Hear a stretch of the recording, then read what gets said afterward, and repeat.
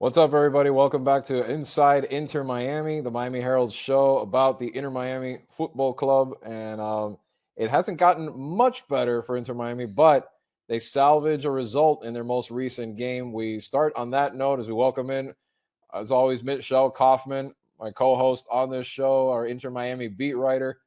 We'll dive in a little bit into this 3-3 draw that almost had every reason to be another embarrassing defeat for this team at Philadelphia. We'll look at what went right, what went wrong, who got hurt, what were Javier Mascherano's takeaways from this game and this match, which pushed Miami down now into 7th place in the Eastern Conference. Miami salvages a point, so it kind of stays afloat a little bit, but they're starting to slip down toward the edge of the playoff border there, a little closer and closer. And now the team has another busy week ahead with Montreal, last place team in the East, which they do not want to take lightly. And then another doozy of a matchup at home against the Columbus Crew, the old rivals, before that long break before the FIFA Club World Cup begins. So we'll review that game. Then we'll talk a little bit about just the heat that's on Mascherano right now. People are blaming him for this recent bad stretch. Michelle talked to Noah Allen about it. We'll show you a clip of that. And we'll dive into that week that's coming up, talking a little bit about the opportunity for this team to climb a little bit back up in the standings before they take that long break. We'll have plenty of reaction from Mascherano on different topics. And we'll talk a little bit about the new goalkeeper that Miami has. And that is, of course, Will Yarro, who don't let the name fool you. He's a dual U.S. citizen, born and raised in Mexico, speaks perfect Spanish. Michelle will dive into that a little bit, and we'll see a clip from Yarbrough himself. But let's start with that draw against Philadelphia. Michelle, like I said, had every reason to be another defeat. Even in the end, even with the game tied at the end, they got lucky that Philly didn't pull it out themselves. Well, yeah, I guess it depends on perspective because if you talk to Javier Mascherano, he said this is actually a game that was, and I do agree on this part. They, as usual, they dominated possession. Again, it was like 65% to 35%. So they have the ball most of the game. They are controlling the game, controlling the ball for 65% of the time, and they're not finding a way to win. They have, for those keeping score at home, one victory in the last 8 games. So they are winless through 7 of their last 8 games. They've had a tie or a loss, only one win over the last 8 games. So, you know, as far as perspective goes, look, he said, we were in control. We had control. We created chances, all of these things, which are true. However, once again, they gave up a goal on a corner kick. The set pieces are a problem. We've discussed it before, and it continues to be a problem. They keep talking about lapses of concentration.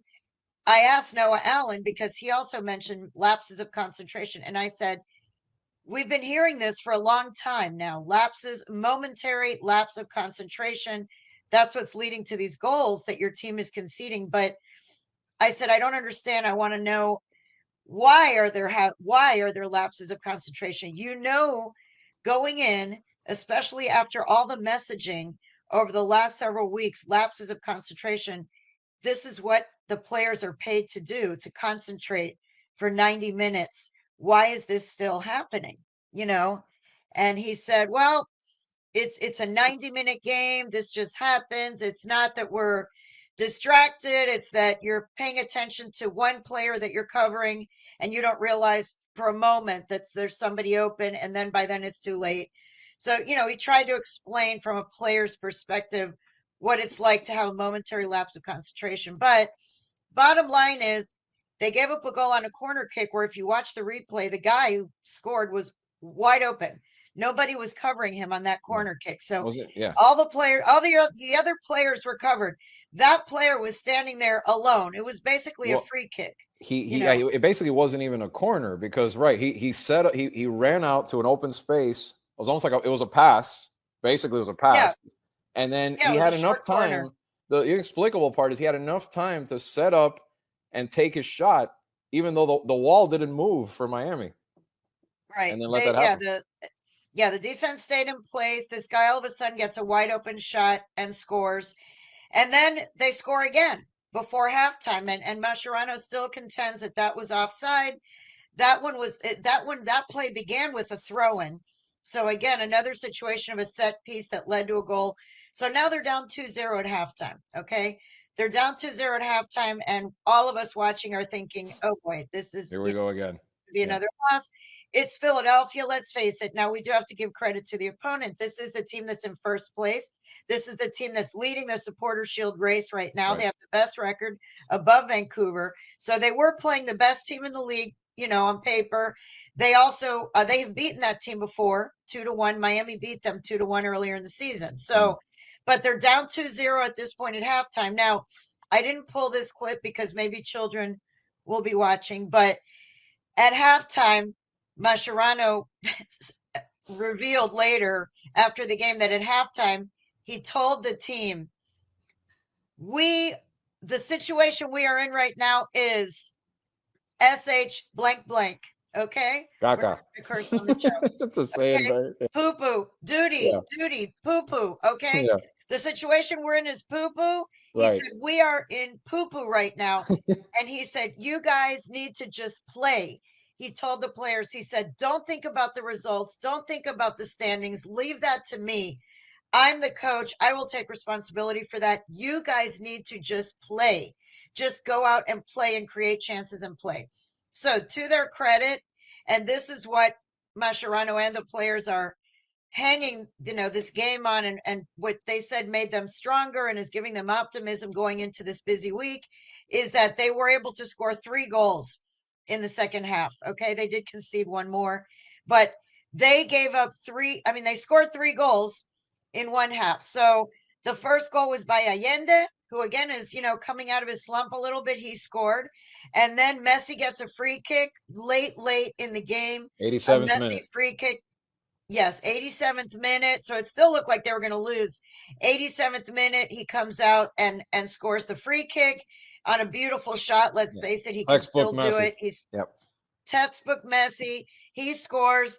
And then in extra time, Segovia comes in very late as a late sub, and Telasco Segovia scores in extra time for them to salvage a 3-3 tie and get 1 point. So they did drop to 7th place, which is not where they want to be. We're talking about now border of being out of the official, out of the automatic playoff spot if they drop below 7. They're in 7th place, but they're only 4 points behind 2nd place. So, a few wins and they're right back up in 2nd place. So it's not a dire situation yet, but it's certainly not where they want to be. They are just, the trajectory is slip, slip, slip from 2nd place to 3rd to 4th to 5th to 6th to 7th now. So, it was a tough game. I mean, but they showed resilience. I will say that they showed resilience. One bad thing that happened that is going to affect them in the next few games, at least, is Yannick Bright was injured. Yeah. Yannick Bright, who is one of the best players on this team, honestly. He's sort of the glue in the middle. He's a physical defensive midfielder, pairs very well with Busquets. He's out with a hamstring injury indefinitely. We don't know how long yet. So that is one bad thing that happened in this game. But, the team is still having some of the same issues with the defense. Yeah. Oh, it definitely Still is. having I some of the mean, same that issues. that that's the biggest problem. I mean, is it good to get Allende going again? Of course. Is it great for Segovia to get that goal? Of course. He hadn't been, I think it was over 2 months since he had last scored. But defensively, this team continues to have lapses. The counterattacks keep happening. The set pieces are killing them right now for the most part.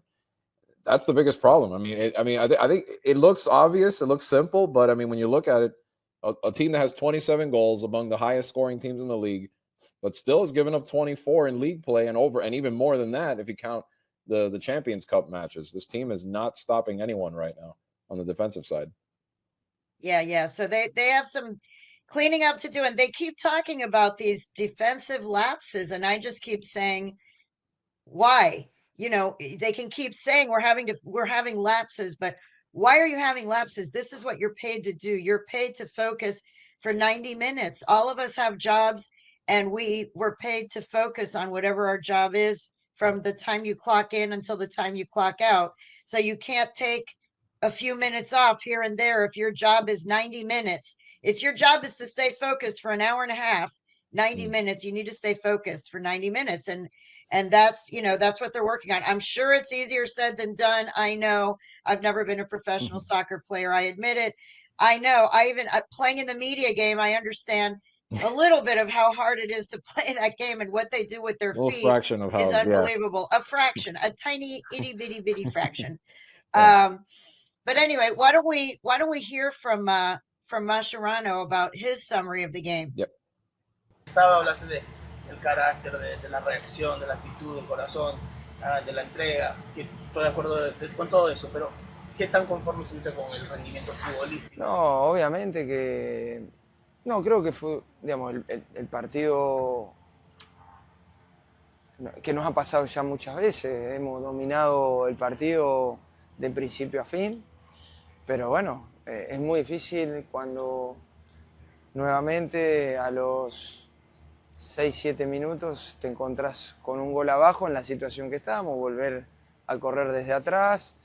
El segundo gol también, digamos, algo parecido nos había pasado en Minnesota, que a final del primer tiempo nos hacen el segundo gol, inclusive teniendo nosotros chances como para empatar el partido. Y bueno, en estos momentos claramente hay que quedarse y sacar los aspectos positivos. Los aspectos positivos que en el segundo tiempo el equipo salió a jugar hacia adelante sin ningún tipo de complejos y fue en busca de conseguir los goles que nos faltaban para poder empatar el partido. Lo hicimos, lamentablemente no me gusta poner excusas, pero otra vez un gol que es en fuera de juego y nos ponemos por debajo de nuevo por 2 goles. Creo que al final, para hacer un resumen de todo, lo que me quedo es que el equipo mostró lo que dije después del partido, ¿no? Carácter, ganas de revertir la situación, orgullo, y bueno, creo que es el camino para salir de la situación en la que estamos. Yeah, so for those who don't have the great subtitles, thank you again, producer Pierre. Very good translations there. Basically, what he's saying is, look, once again, it's very similar to what's happened to us before, which is what you and I just discussed. We dominate the game. He said from start to finish, we control pretty much the game, control the ball from start to finish. Again, some defensive lapses. He said that the third goal, the one that the second half goal that they scored, he felt was offside. And if that had not happened, this would have been a win instead of a tie. But what he takes out of it is the character and the desire that the team, even though being down 2-0 at halftime, they came out, without any inhibitions. They came out to play. They came out aggressive, and they were able to produce 3 goals and to salvage a tie. And that's what he takes away as the positives, that the team stayed together. They were unified. They stuck together, and they were able to at least score 3 goals and pull out a point against a team that is, the best team on paper, the best team in the league, and a team that's leading the Supporter Shield race. By the way, I want to make one correction. You said Allende finally scored after 2 months. No, he did score 2 goals against San Jose. Oh, Segovia. Oh, Segovia. Okay, yeah, because Allende did score. No, Allende has scored recently. Yeah. He had scored recently 2 goals against San Jose, but Segovia, yes. Segovia, the cobwebs came off of Segovia, and he's back. And it may be also because he's been called up to the Venezuelan national team, and he's always fired up to play for his national team. So he seems to be extra motivated, and he looked good in those final few minutes. He really did. Segovia looked like the Segovia that we saw when he first joined the team, at the very beginning of the season. One thing that did not improve, that Mascherano did not say was something good, was Luis Suarez. El Pistolero is, I don't know where the bullets are. Yeah, the guns aren't firing lately. The guns are not firing, and he's really, really struggling. I mean, he's not playing well. He has 2 goals in 11 games. What do you think about how he's playing? I mean, it's hard to explain. I mean, I wonder if 39 is. I mean, I think I've said it in the past. 39 is finally showing up. I mean, he started off so strong. I wonder too if it's could it possibly be the wear and tear from the early stretch? I don't know. This is just speculation. He played. It seemed like he was playing every minute that first month or so. They remember people were even saying, when does he get a break? When does he get a game off? When does he? He kept going every single match, and the only pause he finally had was when he went off to the excursion or whatever to the wedding. The wedding for a couple of days, missed a couple of matches. Then he came back, and still hasn't really been himself, and you're seeing that. And that's why I made the point, like, it's good to get the younger guys, like an Allende, like a Segovia, involved in scoring, because it can't just be all on one. It can't just be Messi saving them every once in a while. We've seen that, because in some of these bad games where they've gotten blown out, Messi still scores. But it's like, okay, that's nice. Just one, and then they lose 4-1 Yeah, but anyway. it's not enough. Yeah, it's not enough. He's scoring, but yeah, Suarez is really struggling, and I don't think this is a factor, but he just announced, I don't think he's been distracted. Talk about distractions, but he just announced yesterday on Tuesday that he has started a professional soccer team in Uruguay with Messi as his partner. Deportivo LSM, Luis Suarez Messi. There you go. He already had this club. He started a sports club in his hometown in Uruguay in 2018, and they have 3,000 members in the club. It's like a youth club, a community club. He's expanding that now to include a fourth division professional club. And Leo Messi is on the video with him announcing this big news yesterday that he's starting a club. So this is obviously a project that he's planning for his 2.0, for his retirement. He wants to build soccer in Uruguay and help young kids. He said, he doesn't want to forget his roots. And anyway, those are all beautiful, wonderful things that he was announcing yesterday. But off the field, he's fulfilling some dreams. On the field, he's really struggling. And the question is, should he still be starting? Do you think, should he still be starting, or do you think they need to start Fafa, they need to start Obando or somebody else? Because to me, it just seems like maybe he needs a rest and maybe some more motivation if he knows that he's going to start no matter what. But again, this goes back to, what does Messi want? Who's really, what does the CEO want? Influencing Mascherano? Yeah. Who's El Jefe? Yeah. Because Mascherano, they call him what El is the CEO? Yeah. They call Mascherano El Jefecito, and you do wonder sometimes how much influence, whether it's spoken or unspoken, does Messi just expect that Suarez is going to be alongside him every game and he's just going to play through this slump? But how long do you let him try to play through this slump? The fans are not happy. Mascherano is getting a lot of the blame. I asked Noah Allen about that. I asked Noah Allen, does he think the criticism of Mascherano is fair? Let's see what he says. The fans, a lot of the fans immediately, they blame your coach for the team's troubles. Mascherano out. I'm sure you're on social media, you see it. Can you just talk about, what kind of job do you think he's doing? Do you think the criticism is fair, unfair? Do you understand it? No, I think the criticism is unfair. I think everyone's just going to blame the coach or look at the coach, first. And it's understandable, of course, especially when you're not getting results. But I think players have to take accountability first. He's not on the field. We're on the field, and we take accountability. I think that, it's a difficult time. We've also played, more games than probably any other MLS team besides Vancouver this year.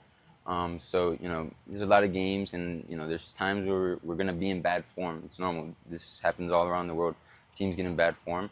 Us players has to take accountability to get out of that bad form, And he's been helping us. He's been really guiding us, trying, pushing hard, and we've all been. And, Wednesday's an opportunity to get out of that bad form. Noah, you start really strong on the defensive side this season, but you concede 23 goals in the last 8 games. What do you think is the main problem? Yeah, I think, like I said earlier, lapse of concentration. I think sometimes, we lack it. We just, lose focus a bit. And I think, the defense this year has improved. We've been more physical. We've been smarter in the way that we, defend. And I just think that, we need to be focused the full 90 minutes of the game and concentrated.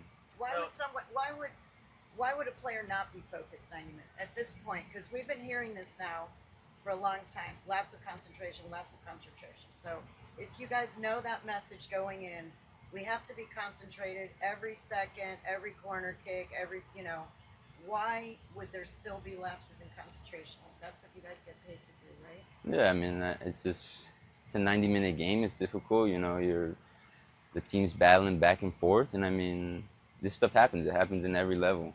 I mean, you say that it was all last year and years ago before, but that's not the truth. The truth is, in this bad form, and if you look at some of the goals that we concede, it's lapse of concentration. It's the reality. I think if you look back at last year and years before, when you're saying that it was lapse of concentration, it wasn't. I think it's totally different than that. All right, so there's Noah Allen defending the defense. And again, this is not on Noah Allen because he has been the most consistent defender on this team. I mean, I would have never thought, when he was just coming up, he was a kid joining this team, that at this point in time, the guys that are always going to start right now are the big four from Barcelona and Noah Allen.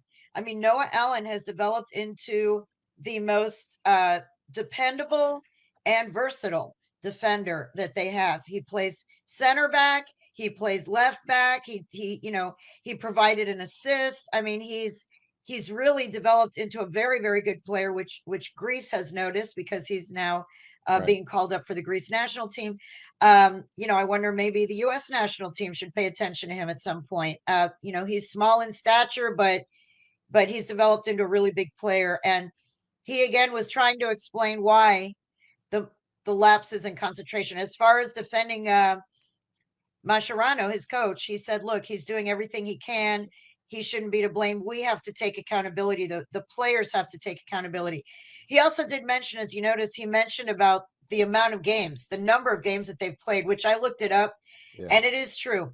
The only two teams that have played, 22 games, not counting the preseason for Inter Miami, 22 games for Inter Miami, 22 games for Vancouver. Miami also had 5 preseason games, including games in Las Vegas, Honduras, Panama, and Peru. No other team in MLS was traveling like that in the preseason. So they didn't go to they didn't go to Asia and they didn't go to the Middle East, but they did go to Latin America and they went to Las Vegas, whereas most of the other MLS teams were just playing much more locally their preseason. So they have played more games, but you look at Vancouver has also played 22 games since February, same number, and they're in first place. So I don't know that the number of games is really the issue unless you count in that this is the oldest team that's playing the most games. Then that's where maybe the fatigue sets in, especially with someone like Luis Suarez. I think when you look at a veteran team like this is a more veteran team in terms of age than Vancouver. That's like what you said. That factors in more. I mean, this team, it's more common them having 2 games in a week than just one. Like the other day that happened this past week, and it was a rarity. It was like, oh my God.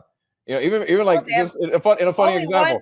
In a funny example, I'm like, oh, Michelle doesn't have a Wednesday game this week. That's right. I shouldn't expect a story on a preview of a game in the middle of the week, but that's rare. More often than not, you're doing one middle of the week, end of the week, home, away, whatever.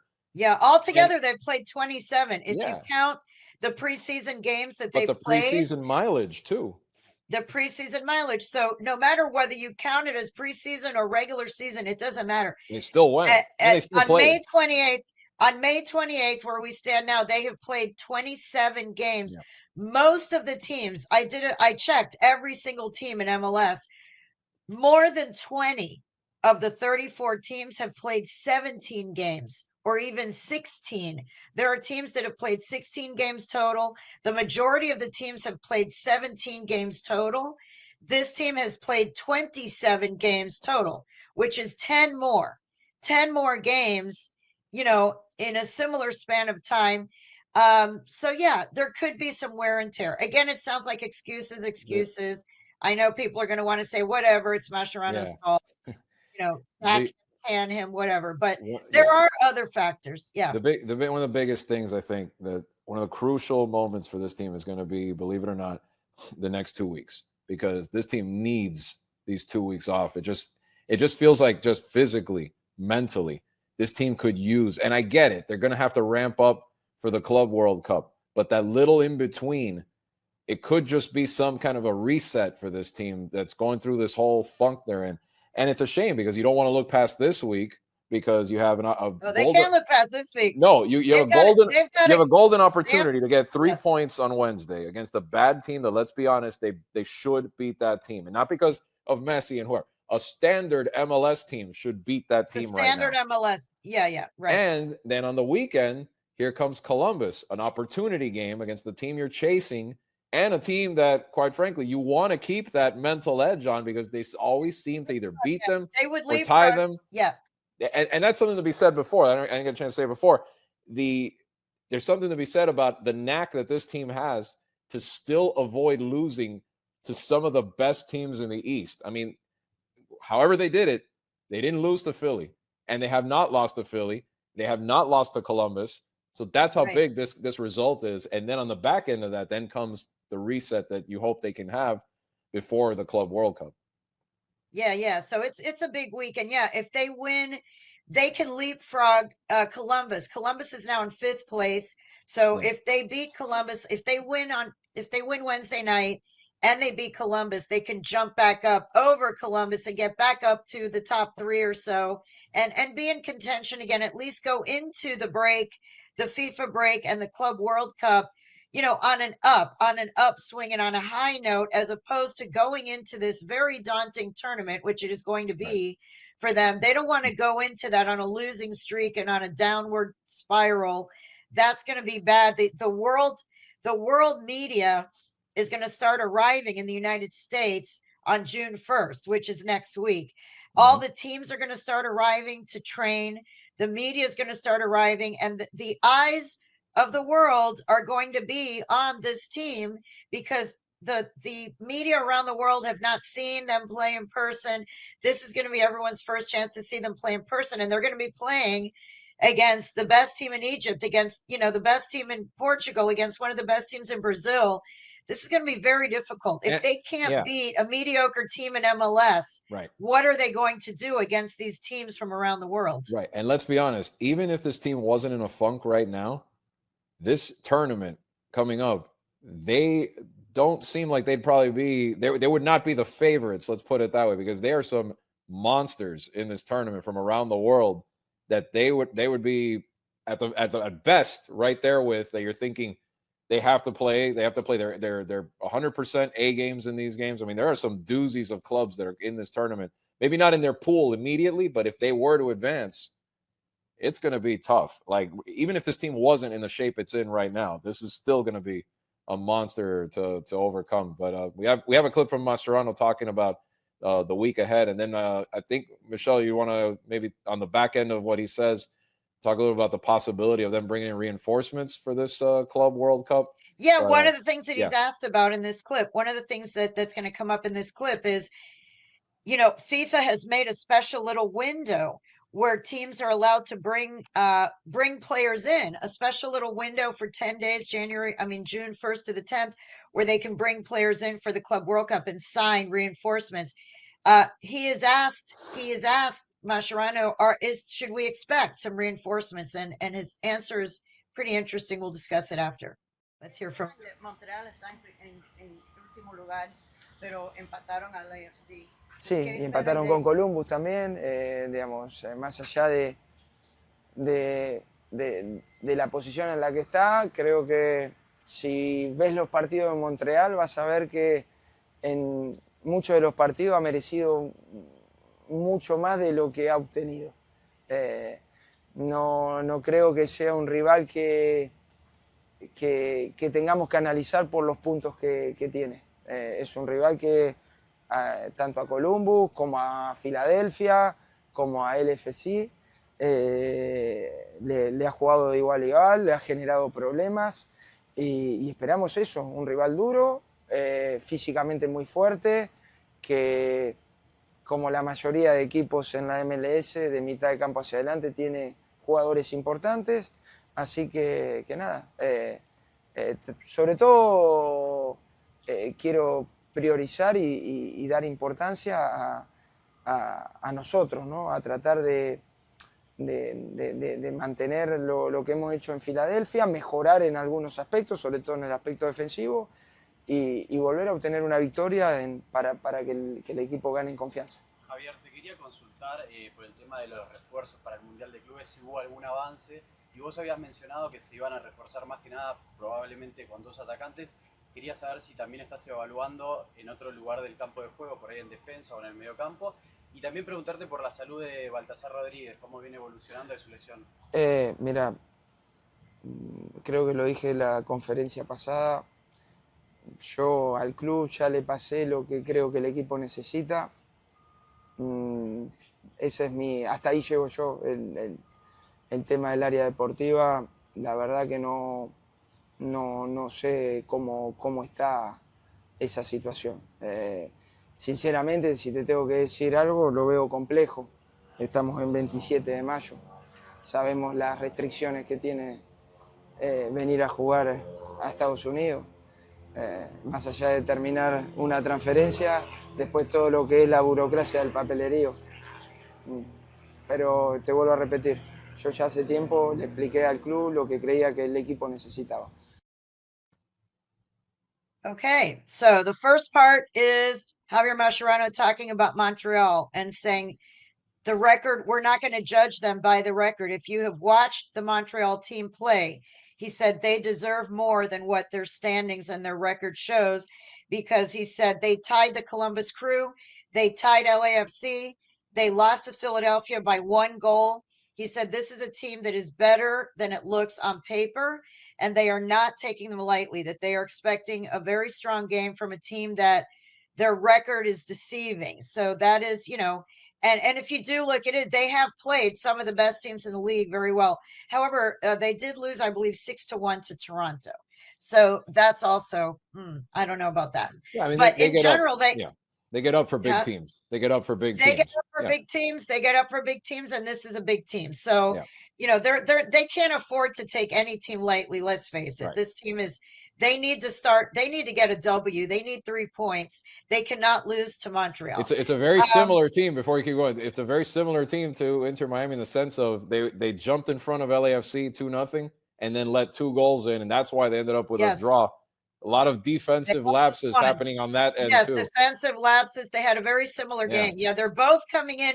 So Montreal is coming in with the same thought. Hey, we were able to get out with a tie, but we really think we should have won, and we dominated. And so they're coming into this game thinking they have a great opportunity to knock off Miami and build on what they did against LAFC. So this should be an interesting game on Wednesday night at home against Montreal. I will say it's going to be very hot.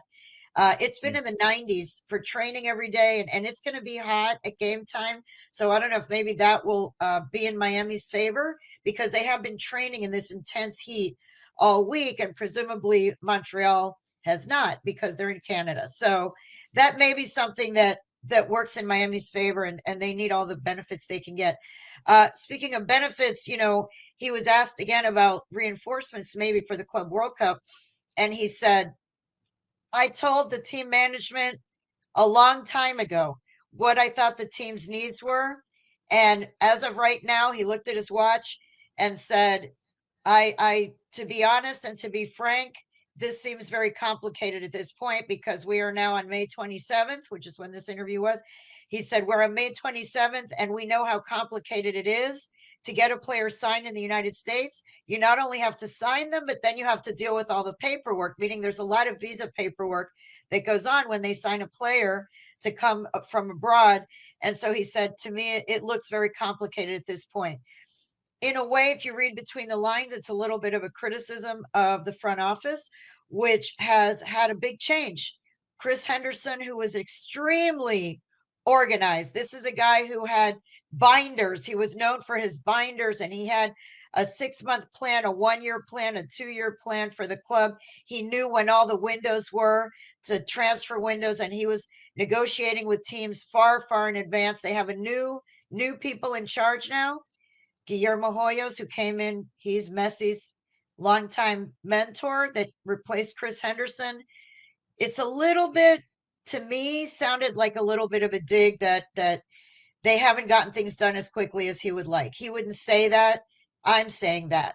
I'm saying that just judging by what Mascherano said, it seems to me that maybe the front office has not worked quickly enough to get a couple of reinforcements for the Club World Cup. So, by the way, the Club World Cup, we mentioned some of the big teams. Let's just, for those of you who haven't been following and are just tuning in about what is the Club World Cup, we're talking about Bayern Munich, Chelsea, Juventus, Manchester City, Real Madrid, PSG, River Plate, Boca Juniors, Flamengo, Palmeiras.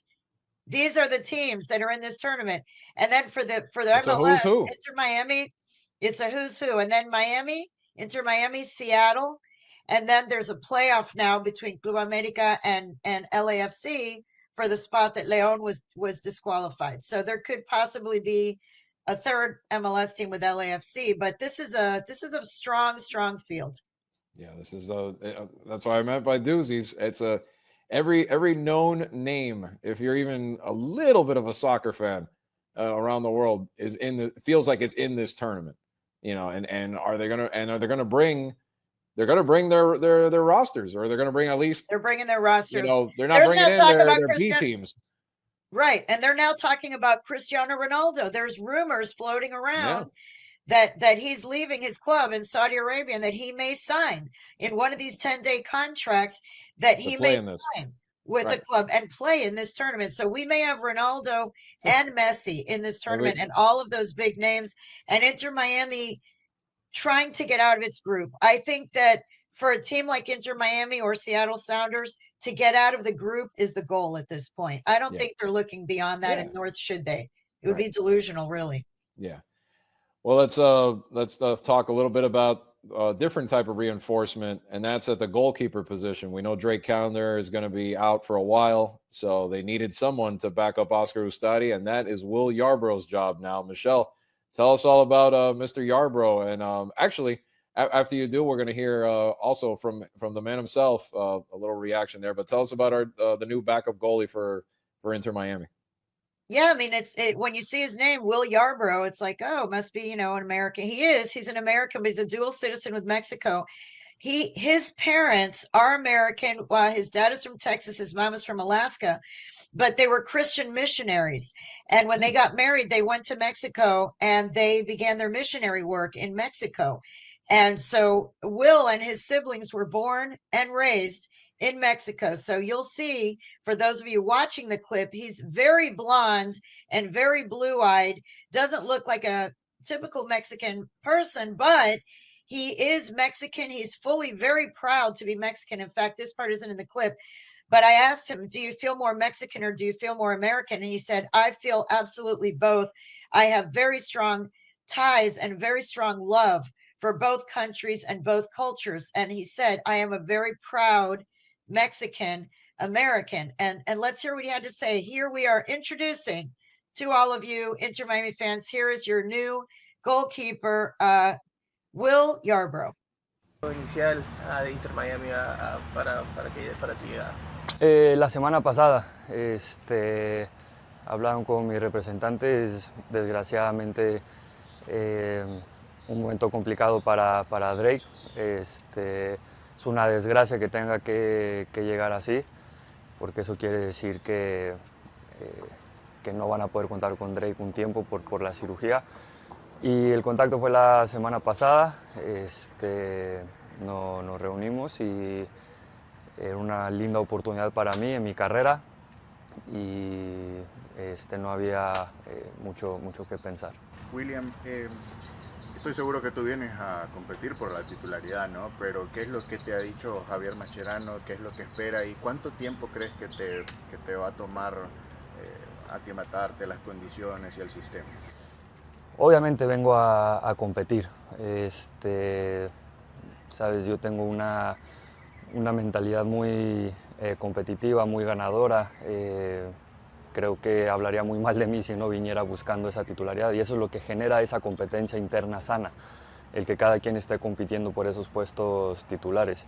Hay un gran grupo de arqueros con Ustari, con Rocco y yo vengo a sumar de la manera que sea, dentro o fuera de la cancha, en el día a día generar esa competencia interna porque el único beneficiado es el equipo.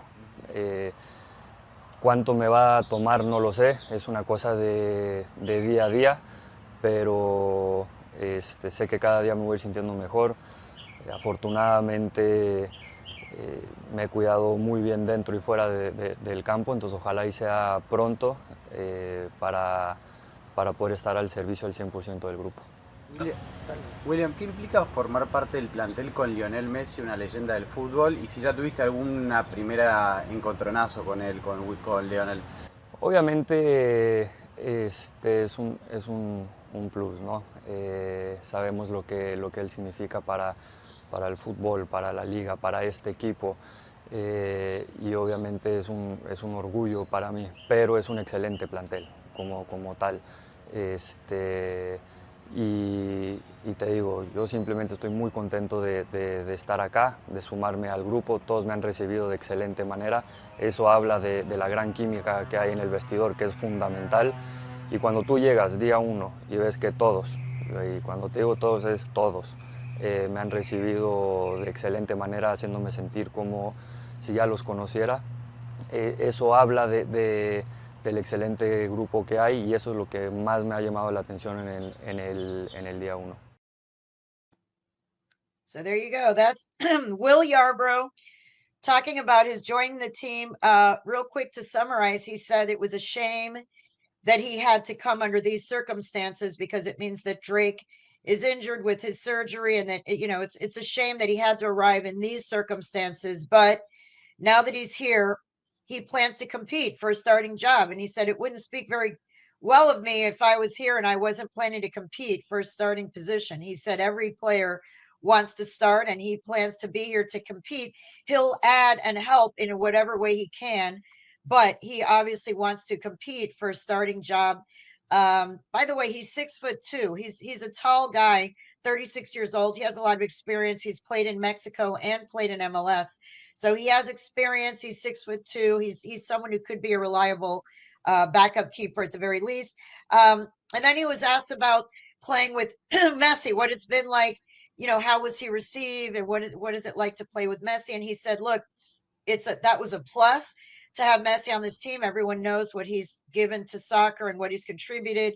But to be honest, I'm impressed with the whole team, with the entire roster. And he said that what he really has been impressed with is the chemistry in the locker room. He said that he was, received wonderfully, that they embraced him from the first minute he got here. And he said, and everyone embraced me. And he stressed, he said, I want to stress everyone has embraced me from day one. And that's what impressed me was the chemistry of this team. So, we'll segue from that to end the podcast today on, even though that this team that is supposed to be this awesome star-studded team that everyone had such high expectations for, they are in 7th place right now. They have only won one game in the last 8. They have conceded 23 goals in the last 8 games. Their coach is on the hot seat from the fans. People are upset. Everything seems to be not very good right now with Inter Miami. And yet the team does seem to be unified. I really have not sensed any fractures within the team, finger pointing, none of it. The team has remained very unified. And this is one thing that Will Yarro just mentioned, that he was impressed with the chemistry in the locker room and that's fundamental, is crucial for a team's success. So if we can give the team anything, and maybe Mascherano does, should get some credit for this as the head coach, is that somehow the team has remained unified. We don't see a lot of, anger and finger pointing, at least from the outside. I don't know. How do you see it? Yeah. Well, if this team, it is important because if this team sees, a light on the back end of all of this, which, we don't know if it'll come this week. We don't know if it'll come maybe in the Club World Cup, after the Club World Cup. But if it does, there's still going to be a stretch run that this team needs that unity to be able to try and push and get to the goal that they wanted to get to. I mean, look, he said something last week that I know on the surface, fans don't want to hear this and, whatever, but it's true. You take an 8-game stretch like this, and yeah, they're 1 out of 8. But look at how fast that flipped from the beginning of the season where they looked invincible. They weren't losing to anyone. They didn't have a loss until kind of almost up until this stretch hit. Games. I think they went 14 games without a loss. Yeah. So, I mean, it's just illustrating that, like, it can flip so fast one way or the other. And that was Mascherano's point, is like, who's to say that they can't flip it back? And all of a sudden, maybe they have the players. Right. It's not like they have been. Right. It's not like they have been losing the entire season and you say these players are just not good enough. Right. This roster is good enough. This roster is good enough to win or to at least make a deep run in the MLS Cup tournament. I mean, there's no question this team has the talent to do that. And they were winning and they were in first place last year. Look, they're in a bad 8-game stretch right now, and they need to get out of this ASAP. Look, Wednesday night. Start right there, Wednesday night. The bottom line is they need to stay in the top 5, 6, hopefully not 7, but somewhere in there, just get into the playoffs. There will come a point where they're not worried about the Champions Cup and they're not worried about the Club World Cup and this cup and that cup. And it's just MLS season, MLS Cup, and that's it. That's where you can throw the stamina stuff out the window. If this team is healthy and not injured, they have the horses, like you just said, to win that if matching up. But what it comes down to is then at that point, I think the biggest problem with this team is, do they have a problem stylistically can they stylistically what they like to do? They like to possess, all of that. Is that what they have to do? Can they win the MLS Cup playing that style? And can they fix this defensive problem in order to hang with the big boys and win this cup? And they've proven they can hang with the Phillies. They've proven they can hang with Columbus. But on the other end, if they do get all the way and they get to the finish line, these high-scoring teams kill them. The Vancouvers, the Minnesotas. And granted, they wouldn't have to worry about that until the end. But I think that's the biggest problem with this team. It's not so much the morale. I think the morale, like you're saying, I think the morale's fine. I don't think they're blaming each other. They like to all push forward. And by the way, when you have Messi and Suarez on the field together, you're really playing. You're playing with 10 men defending, or maybe even 9. I mean, you're the other guys. There is more of a burden defensively when those two are on the field together. And yes, the flip side is, they're supposed to score a lot of goals. So when they're scoring a lot of goals, that's fine. Then they can give up goals. But if they're not scoring goals and they're giving up goals, that's where the problem is. But then you're hoping. It seems simple, but it's complicated. Yeah.